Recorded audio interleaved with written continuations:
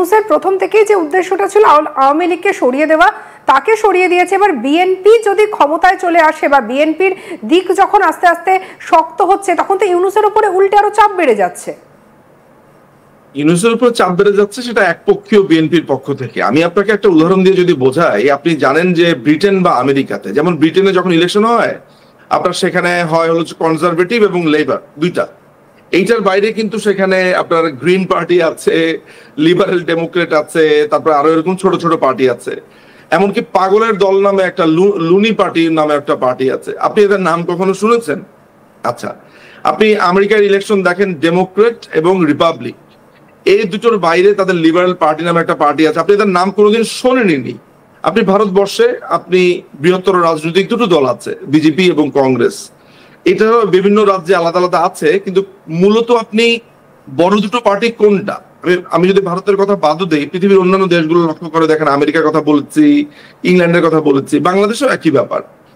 Awami League, BNP, বাংলাদেশে আপনার 100, 150, 200 political party আপনি খুঁজলে পাবেন। তরিকত ফেডারেশন পাবেন, জাকের পার্টি পাবেন, গণতান্ত্রিক পার্টি পাবেন, তারপরে জোনায়েদ সাকির 12-13 জন নিয়ে একটা বাম গণতান্ত্রিক পাবেন, সিপিবি, কমিউনিস্ট পার্টি বাংলাদেশ।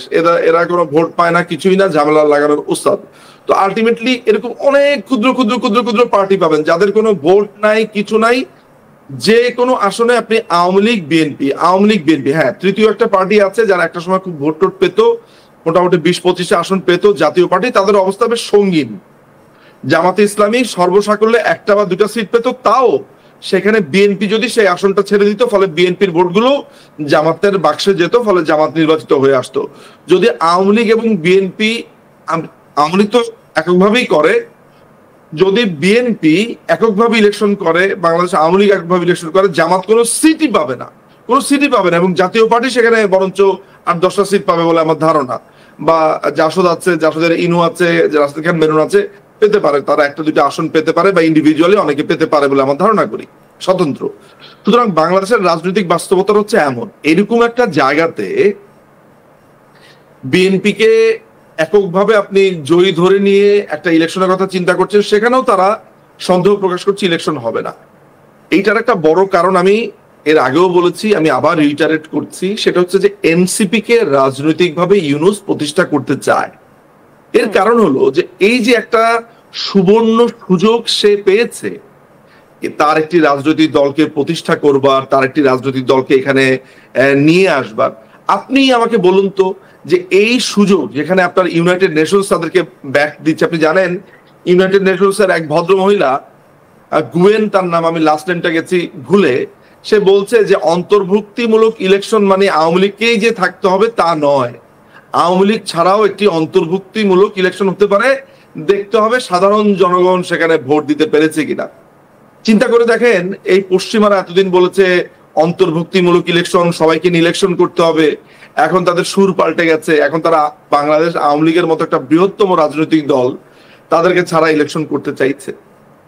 তো আলটিমেটলি এন্ড অফ দ্য ডেতে বোঝাই যাচ্ছে উদ্দেশ্যটা কি। উদ্দেশ্য হচ্ছে ইউনূসকে এখানে প্রতিষ্ঠা করা, কোনো একটা বাহানা বা ছুতো বা কোনো একটা যুদ্ধ লেগেছে এই ধরনের কথা বলে সেই এপ্রিলেও আপনার এই ইলেকশনটাকে পিছিয়ে দেওয়া।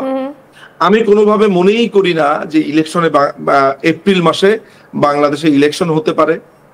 বাংলাদেশে যদি ইলেকশন, যে ডিসেম্বরের কথা হয়েছে, সেই জায়গাতে আমরা যদি সেই ইলেকশনে পার্টিসিপেট করতে চাই, বা সেখানে ইউনূস থাকা যাবে না, একটি তত্ত্বাবধায়ক সরকার আসতে হবে, বা একটা নিউট্রাল গভর্নমেন্ট আসতে হবে, যেহেতু ইউনূস একটি দলকে রিপ্রেজেন্ট করে।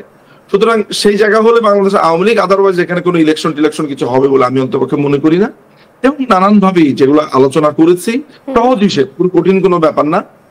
মার্কিনীরা, মার্কিন ডিপ স্টেট বাংলাদেশে তাদের একটা বেস করতে চায়, বাংলাদেশ একটা হাব, বাংলাদেশ পুরো বাংলাদেশের চিটাগং বা ওই সাইডটাতে তারা বেস করে অলরেডি আপনি জানেন যে সেন্ট মার্টিনে মানুষজন যাওয়া বন্ধ করে দিয়েছে।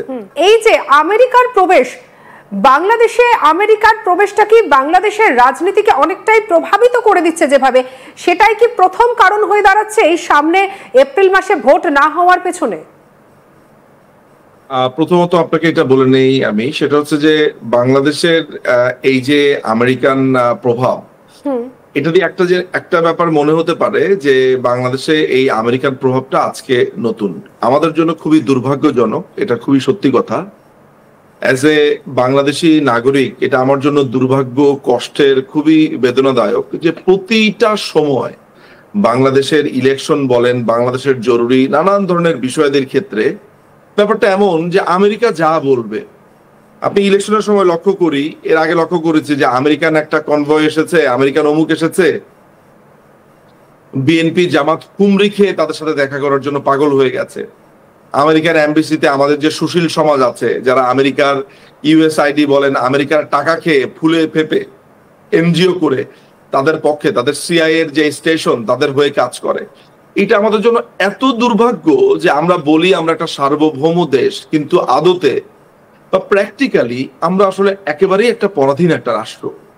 এখানে আমেরিকার একটা সামান্য তুচ্ছ একটা সেক্রেটারি এসে আমাদের মন্ত্রী পর্যায়ে গিয়ে বা একটা বড় বড় পর্যায়ে গিয়ে তারা কথাবার্তা বলে, সিদ্ধান্ত দেয়, এমন একটা কথা যেন এটা তাদের বাপ দাদা 14 গোষ্ঠীর একটা দেশ মনে হয়। সুতরাং বাংলাদেশ এর একটা বড় কারণ কি, বাংলাদেশ কেমন যেন একটা বিড়ালের মতো আচরণ করে এদের সামনে, আমেরিকার সামনে। বলা হয়ে থাকে যে আমাদের একটা বড় অংশের আপনার ব্যবসা বাণিজ্য, আমাদের যে তৈরি পোশাক খাত সেটা আমেরিকাতে যায়, তারা আমাদের দেশে অনেক অনুদান দেয়, অনেক ইনফ্রাস্ট্রাকচারে অনেক বিনিয়োগ করেছে, এগুলো তারা বন্ধ করে দেবে, সেনাবাহিনীকে জাতিসংঘে যেতে দেবে না, নানা ধরনের ব্লা ব্লা ব্লা। অথচ বাংলাদেশি মানুষরা কোনোদিন এটা উপলব্ধি করতে পারলো না। দরকার হলে না খেয়ে থাকবো, দরকার হলে ভাত এবং মাছ খেয়ে থাকবো, শুধু ভাত এবং নুন খেয়ে থাকবো, কিন্তু আমরা কারো মুখাপেক্ষি হবো, এটা কেউ সাহস করে কখনো বলে না।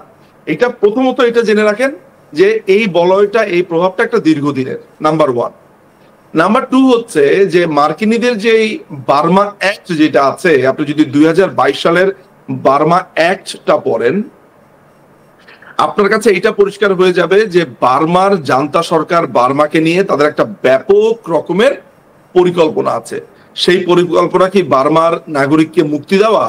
সেই পরিকল্পনা কি বার্মার সাথে কোনো ধরনের সহযোগিতা করা? মাথায় রাখবেন, আমেরিকা যখন কারো বন্ধু হয় তখন বুঝে নিতে হবে সে শেষ। বরঞ্চ আমেরিকার সাথে কারো যদি শত্রু সম্পর্ক থাকে তখন যেটা হয় যে তার বাঁচার একটা সম্ভাবনা থাকে। কিন্তু আমেরিকা যখন বলে আমি তার বন্ধু, আমি তার সাহায্য করতে চাই, তখনই বুঝবেন সে শেষ হয়ে যাচ্ছে। আচ্ছা, লিবিয়া, ইরাক, লেবানন, ইয়েমেন এই অঞ্চলগুলোর মতোই বাংলাদেশকে ব্যবহার করতে চাচ্ছে। অলমোস্ট বাংলাদেশে গৃহযুদ্ধ শুরু হয়ে গেছে।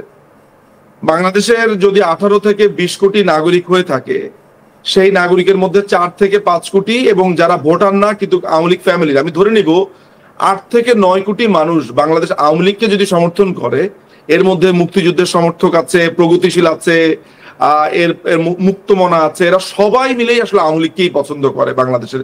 শুধু আওয়ামী লীগের সমর্থকও না, শুধু মাথায় রাখতে হবে যে মধ্যবিত্তের একটা বড় অংশ।